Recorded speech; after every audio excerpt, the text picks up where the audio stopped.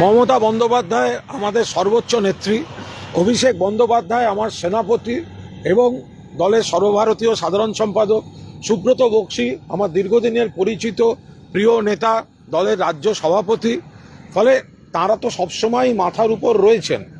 কিন্তু আমি তো এর সঙ্গে বলছি, তো তাহলে কর্মীদের যে আবেগ, কোনো শিল্পী স্বাধীনতায় হাত পড়ছে না, কোনো শিল্পীকে বয়কটের বিষয় নেই। শুধুমাত্র যারা প্রতিবাদের নামে কুৎসা করেছেন, খারাপ ভাষা বলেছেন, আপত্তিকর অশালীন ভাষা বলেছেন, তাদের ক্ষেত্রে তৃণমূলের কর্মী সমর্থকরা তাদের আয়োজিত অনুষ্ঠানে রাখবেন না। এটা মমতা বন্দ্যোপাধ্যায় আমাদের সর্বোচ্চ নেত্রী, চেয়ারপারসন, তিনি শেষ কথা বলবেন। তাঁকেই এই আর্জিকর পিরিয়ডে সবথেকে বেশি সমালোচনা, কুৎসা, চক্রান্ত ফেস করতে হয়েছে। তিনি যেটা বলবেন তিনি শেষ কথা, তিনি যা বলবেন সেটা মেনে নেব। মমতাদি দলের চেয়ারপারসন, অভিষেক দলের সাধারণ সম্পাদক সর্বভারতীয়, সুব্রত বক্সী দলের রাজ্য সভাপতি এবং আমি কুণাল ঘোষ দলের রাজ্য সাধারণ সম্পাদক অন্যতম।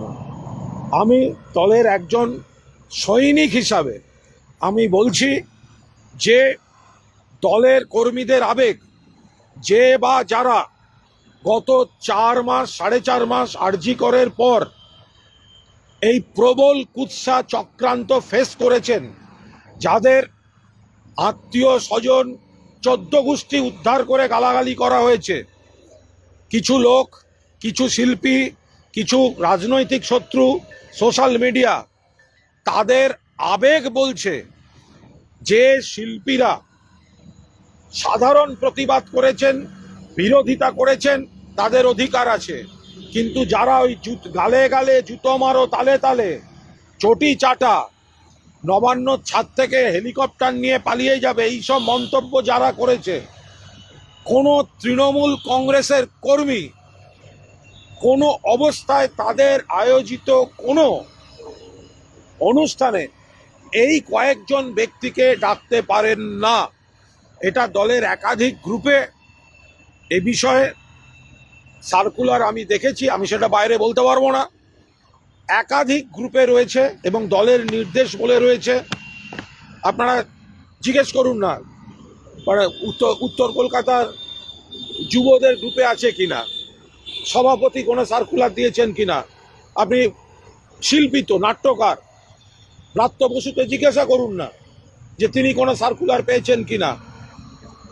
সার্কুলারে রয়েছে মন্ত্রী হিসেবে না, মানে একেবারে একজন প্রতিষ্ঠিত গায়ক ইন্দ্রনীল সেন। আরে তারা তো সবাই অন্তর থেকে জ্বলে মরছে যে এটা শিল্পী স্বাধীনতার বিষয় নয়, এটা প্রতিবাদীদের কণ্ঠস্বর আটকানো নয়, প্রতিবাদীদের বয়কট নয়, এটা প্রতিবাদ আর প্রতিবাদের নামে পরিকল্পিত অসভ্যতা। এর মাঝখানে একটা ডিমার্কেশন লাইন আছে। আমার মনে হয় এটা একটা কোনো ভুল বোঝাবুঝি হয়েছে। আমাদের নেতা অভিষেক বন্দ্যোপাধ্যায় যখন এটা হয়েছে, এই দেখুন 14ই আগস্ট নাগরিকরা নেমেছিলেন, নামতেই পারেনি তো সবাই নাগরিকদের। আরে আমি পোস্ট করেছি নাগরিকদের হাঁটার অধিকার আছে, শিল্পীদের হাঁটার অধিকার আছে, আমি পোস্ট করেছি। কিন্তু যে শিল্পীরা নিজেরা বলবেন শিল্পী, বুদ্ধিজীবী, স্পর্শকাতর, আর তারা ওই ধরনের ভাষা প্রয়োগ করবেন আমাদের নেত্রী, মুখ্যমন্ত্রী, আমাদের দল, আমাদের সরকার, আমাদের নেতাদের সম্পর্কে, সোশ্যাল মিডিয়ায় যারা লড়াই করছে তাদের সম্পর্কে, তাদেরকে কি এই 5-6 জন, 8 জন, 10 জনকে ডেকে তৃণমূল আয়োজিত মঞ্চে উঠতে পারে? আমার মনে হয় এটা একটা কমিউনিকেশন গ্যাপ।